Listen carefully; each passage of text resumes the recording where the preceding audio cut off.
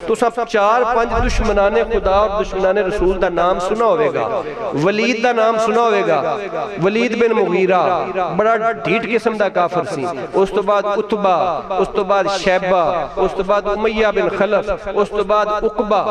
ये सारे लोग बड़े ढीठ किस्म के काफिर सन ते लेकिन कुरान करीम ने इन्हां दे दिल ते भी असर जरूर किया, लेकिन इन्हां दे नसीब विच हिदायत नहीं सी। एक दो मिसालां सुना देना ईमान दी ताजगी वास्ते। वलीद जिहड़ा सी ना, वलीद वो बड़ा वड्डा मुहक्किक सी, काफरां दा वो मुहक्किक सी और बड़ा कसीदा गो शायर सी, और वो अपने मुकाबले विच किसी होर नूं समझदा ही नहीं सी। लोगों ने उन्हें कहा कि हज का मौका आ रहा है तो हाजी साडे कोल सवाल करनगे कि भाई ये मुहम्मद नाम का कोई शख्स है तो वो ए मैसेज देंदा है तो चक्कर की है। तो सारे ने आपस में सलाह की भी इको राय बना लीए, ऐ ना होवे कि कोई कवे शायर है, कोई कवे जादूगर है, कोई कवे मजनू है, प्रॉब्लम हो जाएगा ना। वो कहेंगे भी इन्हां दी तां गल ही नहीं रलदी आपस में। वो सारे इकट्ठे होके उन्होंने कहते हैं कि यार पहले फैसला तो कर लै भी वो है तू एडा बड़ा शायर है, तू कसीदे लिखना है, तू इंज कर साडे कोल ले ले पैसा वावा सारा। ते ओ जेड़ा उन्होंने एक दावा किया होया है ना कि कुल्ला इन जितमातिल इंसु वल जिन्नु अला अन यातू बिमिस्लि हाज़ल कुरान। वो दावा, वो चैलेंज किए कि सारे जिन भी इकट्ठे हो जाओ, सारे इंसान भी इकट्ठे हो जाओ तो कुरान रंगा कुरान ले आओ, असी मान लईए। चैलेंज है ना, देखो ये बड़ा बड़ा चैलेंज है। तुसी जरा तसव्वुर विच लियाओ कि जेड़े अरब सन ना, उन्हां दा एक मिजाज सी बड़ा खास, फसाहत और बलागत वाला। अरबां दा मिजाज बड़ा फसीहो बलीग मिजाज सी। उन्हां दा आका सी, उन्हां दा गुलाम होवे, उन्हां दा मर्द, उन्हां दी औरत, उन्हां दा वड्डा, उन्हां दा छोटा, सारे फसीहो बलीग सन। ये तुहानू पता होना चाहिए। फसाहत और बलागत उन्हां दे मिजाज शामिल सी।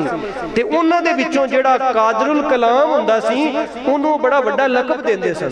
किसी नूं कहंदे सन साहिर है, किसी नूं कहंदे सन फरिश्ता है, किसी नूं कहंदे सन शैतान दा दोस्त है। शैतान दा दोस्त होना उन्होंने बड़ा वड्डा समझदे सन कि बड़ा पावरफुल आदमी, यानी वो अलकाबात देंदे सन अपने शायरां नूं जेड़ा टॉप दा हुंदा सी। वरना सारे ही फसीहो बलीग सन और सारे अपने आप को पता की समझदे सन, ये कहंदे सन कि बाकी सारी दुनिया साडे सामने जमीन है ते असीं आसमान है।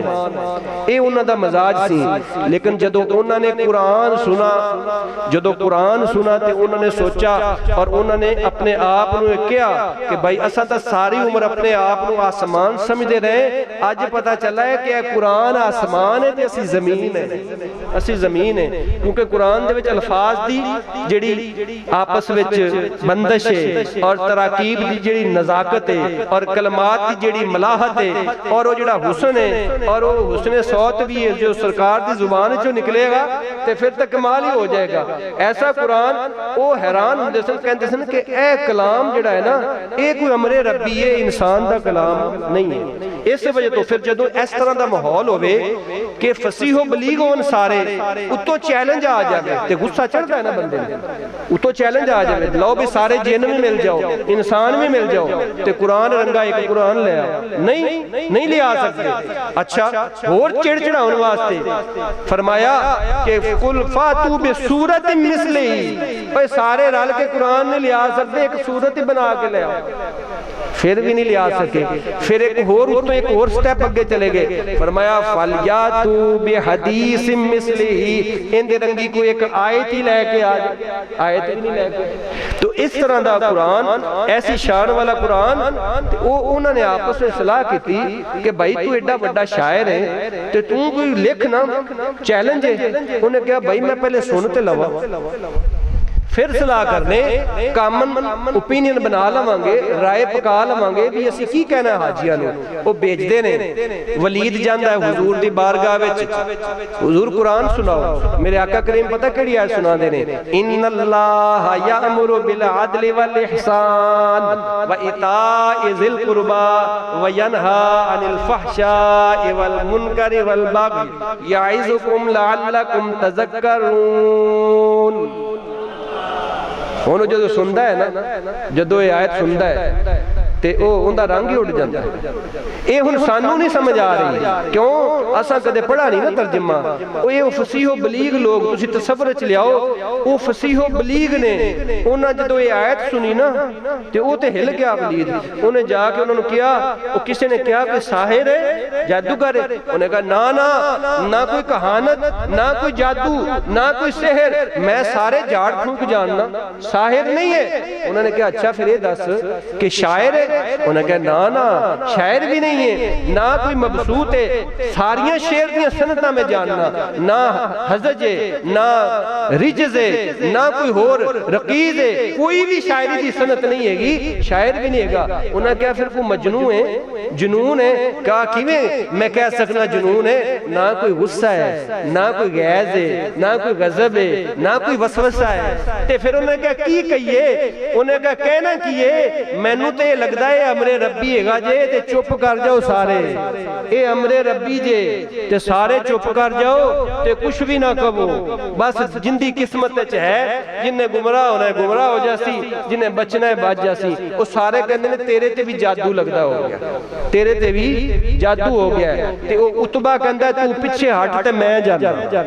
उतबा टुर पैंदा है, वो कहता है कि मेरा वैसे भी कजन है, ते मैं जाके खुल के गल कर लेना।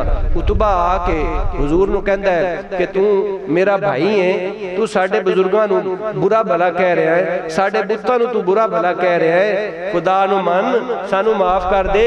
तेनू सरदारी चाहिए असी सरदारी दे देने, तेनू माल चाहिए असी माल दे देने, तेनू बादशाह चाहिए असी तेनू बादशाह बना देने। ते जे कोई बीमारी है या जादू है ते तू हुक्म कर, असी सारे तेरा इलाज करवा देने। मेरे आका ने फरमाया ना कोई जादू, ना कोई शायरी, ना कोई साहिर, कुछ भी नहीं, बस बह जा ते तू मेरा कुरान सुन ले। हुजूर हामीम सजदा, हामीम सजदा दी तिलावत फरमाते ने, हामीम तंजीलुम मिनर रहमानिर रहीम, किताबुन फुस्सिलत आयातुहु कुरआनन अरबिय्यन लिकौमिन यअलमून।